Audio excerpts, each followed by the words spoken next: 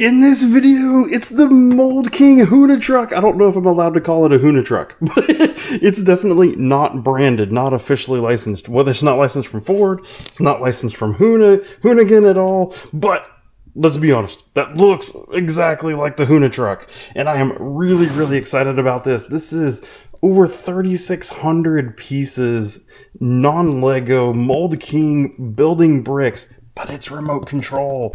I've always wanted one of these things, and I was always super hesitant to pull the trigger on it. Recently saw it on Temu for a decent price, and we finally got it. If you're new to the channel, we do RC crawling and bashing and drifting and racing, plus how-to videos and product reviews. We don't normally do the brick building RCs. I'm gonna give you a couple highlights along the way of the building process, but I'm pretty much going to skip through that. What I really want to know is this thing actually any good as an RC car? Or is it not? I really have no idea what to expect here. And what are the components in it that actually make it RC? I'm going to get this thing out of the box and we're going to get started on the building.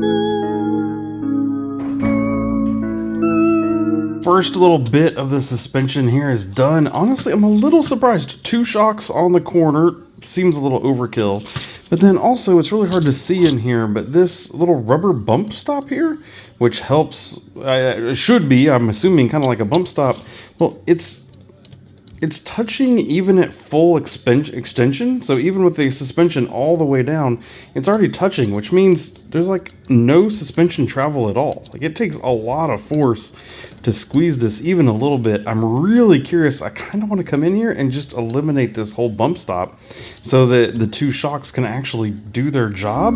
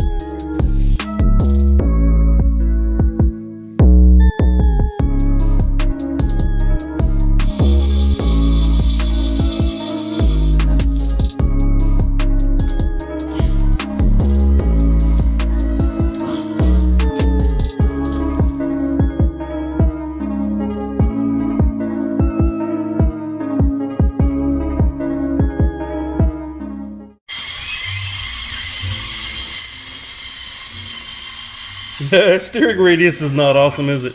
Yeah, you have to steer the other way reverse. There you go. Now try it again. Nope, not yet. Nope, you got to turn it first.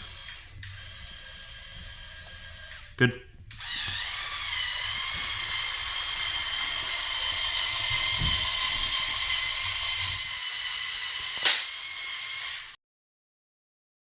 So, it's not the fastest thing in the world. Steering radius is not awesome. It's definitely not going to drift as it sits. Alright, we have built it. We have driven this thing. Oh my gosh, it does look pretty cool. I mean, do you see how big it is? The size really gets me. So, a couple few notes here. Size is massive. Design is pretty dang cool and impressive. There's a couple fiddly things here and there, but I mean, the fact that the steering wheel moves and the hood opens and, all this stuff, it does look really awesome in that way. Kudos to whoever designed this. They did some pretty good work. But a couple things that we need to note. First is it's listed as a remote control truck. And as you can see, all of that running video that you saw, that's as fast as it goes and as much as it turns. So as a remote control vehicle, it's pretty much useless. It's pretty much useless. If you can get this kit without the power functions, just go ahead and do it. There's no reason to have the power functions because they basically don't do anything. So then the second piece of it, and here's the one that gets really disappointing if I'm honest, is that it's missing parts. It's missing parts. Look at this. Look right here at the rear wing. You can see the pieces missing off of the rear wing. There was also one piece missing out of the dash. And the dash one you could kind of miss because it's going to be so small. The rear wing one though, like there's like, I think it's like 6 parts total back here in the rear wing that are missing. And so I went to Mould King's website. On the FAQs of their website, it says, if you are missing parts, just let us know and we will send you them. So I sent them an email, just as it requests, with the exact parts that are missing from the kit. And I got a response back that said they couldn't send them to me because they couldn't see my order in the system. Well, that's true. I did not order this directly from Mould King. I ordered this through Temu. So I contacted Temu, asked Temu, hey, I need a specific order number that Mould King will recognize so I can get these parts.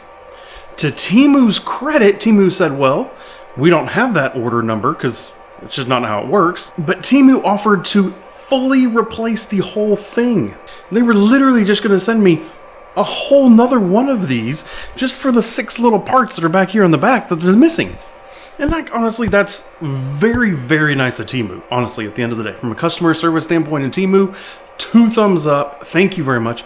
But I don't need a whole nother one. I don't want another whole nother one. That's just a waste. So I sent that back to Mould King again. I don't have the order number that you want. Can you please send me the parts? Mould King again? No. What does this mean at the end of the day? It means I have a 98% completed truck that the remote control features of are useless, and it means that I will never buy anything from Mould King again. Unfortunately, yeah, this is it. This is the only thing that I'm going to ever own from Mould King because that's just silly. Now, Temu, great. Honestly, Temu's customer service was great. They did a great job, and they offered to replace the whole thing for free. But what I'm going to do is I'm going to go out and I'm going to find the couple little parts there that I need and see if I can find them and order them independently somehow and get this truck complete. I'm curious what you think. Leave me a comment down below in the video comments. Be curious what you think. What would you do in this situation? Would you let them send you a whole nother one? Seems like a waste, but maybe that's an option. Would you support Mould King or would you not? So again, thank you, and we'll see you in the next video. Goodbye.